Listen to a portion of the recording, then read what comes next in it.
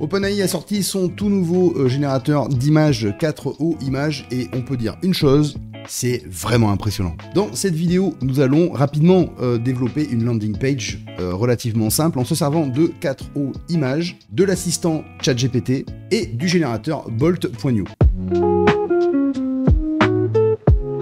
Pour commencer, j'ai tout simplement, depuis ChatGPT, demandé prompter en fait tout simplement ma demande, c'est-à-dire que je lui ai demandé de me créer pour un générateur d'images, à l'occurrence 4O images, une landing page toute simple pour un site tech Frodic Studio qui propose des services de création, notamment de développement, voire de SaaS. Donc ici, en fait, il m'a tout simplement sorti un prompt détaillé, à peu près inspirant de ce que je voulais.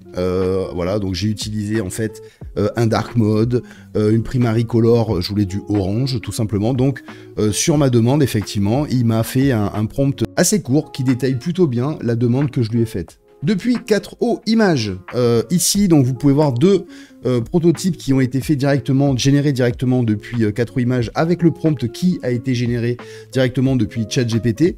Et j'ai donc décidé tout simplement de sélectionner la deuxième puisqu'elle me paraît un petit peu plus cohérente avec ma demande. Donc ici, comme vous pouvez le voir, c'est une image, hein, donc générée en quelques secondes, hein, réellement, c'est allé assez vite. On peut voir ici au niveau des textes l'amélioration hein, qu'on a par rapport évidemment à DALL-E 3. Hein. Donc là, il y a un gap qui est évidemment énorme. Puisque DALL-E 3 est sorti il y a un petit moment aujourd'hui, n'a pas forcément été mis à jour. Donc on a un gap assez exceptionnel entre le DALL-E 3 et 4O images. DALL-E 3 toujours donc disponible évidemment dans ChatGPT. Donc ici, voilà, on a le héros section avec potentiellement une petite animation ici, une présentation des services. Donc là, pareil, hein, ça a été demandé dans le prompt. Donc ici, voilà, c'est plutôt sympa. Maintenant que nous avons cette image, nous allons tout simplement nous en servir pour générer le site. Alors, juste avant, ce qu'on va faire, c'est qu'on va envoyer directement ce prototype en image qui a été généré par 4O images d'OpenAI directement sur ChatGPT pour lui refaire une demande sur un générateur de site, à l'occurrence ici Bolt, qui va travailler principalement en React.js, etc., etc. Donc ici, j'ai fait une demande très simple en lui demandant de me faire un prompt assez simple au final, hein, basé sur l'image pour qu'il puisse me détailler un petit peu ma demande sur le générateur de code. Ce qu'on va faire ensuite directement depuis Bolt.new, c'est tout simplement de lui envoyer le prompt. Donc ce qu'on va faire avec Bolt.new, c'est qu'on va lui envoyer directement l'image du prototype qu'on a généré avec 4O images et en plus lui envoyer le prompt que ChatGPT nous a généré de façon à avoir un petit peu plus de détails. Voilà, ici donc, voilà, vous voyez c'est assez impressionnant, donc on est sur le site de Bolt.new qui permet en fait de prompter tout simplement des demandes sur la génération de sites, principalement en JS, donc pas mal de web apps, etc. Vous pouvez aussi faire des applications, puisque c'est connecté aujourd'hui, ça travaille avec Expo, qui vous permet donc de faire de l'applicatif hein, pour smartphone, etc.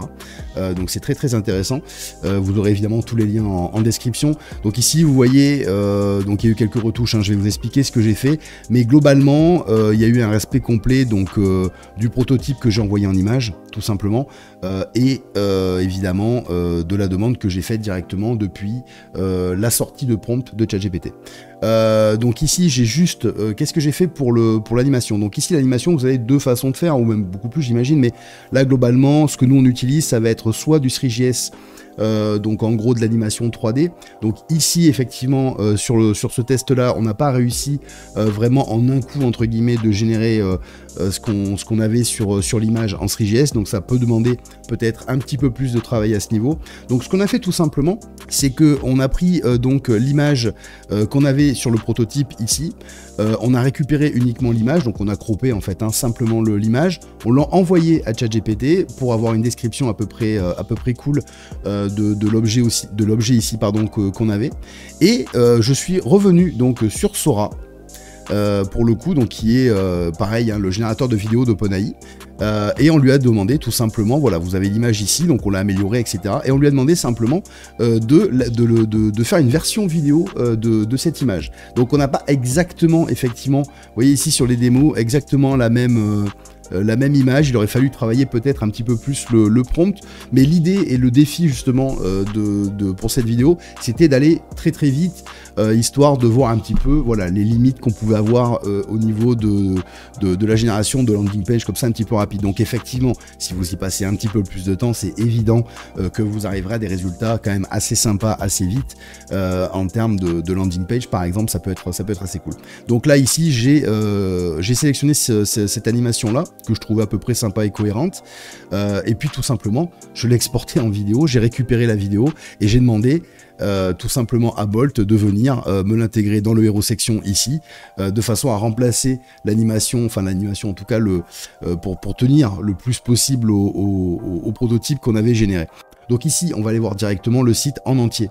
Voilà donc la sortie, donc en tout et pour tout, hein, on a dû y passer à peu près à peine une dizaine de minutes, le plus long étant évidemment au niveau de la génération, donc sachant que c'est très rapide puisqu'on a demandé plusieurs prototypes. Ensuite au niveau de Bolt c'est très rapide, hein, là surtout sur une demande comme ça, sur une page un petit peu, une landing page, hein, on est sur un monopage, et 2-3 retouches notamment, voilà, au niveau de la navbar, ouais, du menu, etc. Bon, c'est vraiment et puis l'intégration de la vidéo qui est très rapide, hein, pour le coup. À générer. On aurait pu, je pense, évidemment pousser un petit peu plus, mais voilà, dans l'idée, on arrive quand même très rapidement à sortir des prototypes assez intéressants.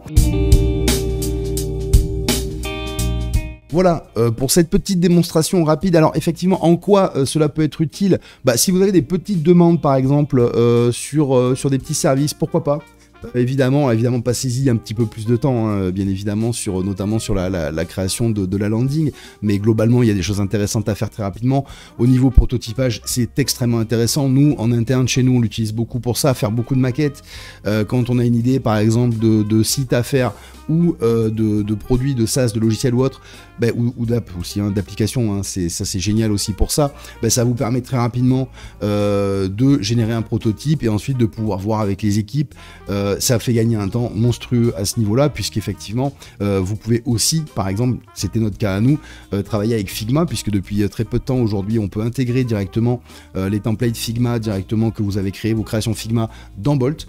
Donc là aussi, un gain de temps formidable. Ça permet d'avoir quelque chose de palpable, de tactile, notamment sur la partie développement, qui peut vraiment, au niveau des features, voir un petit peu comment, côté front, on veut travailler sur les modales, etc., etc. Voilà, j'espère que cette petite vidéo vous a plu. Moi, je vous dis à la prochaine.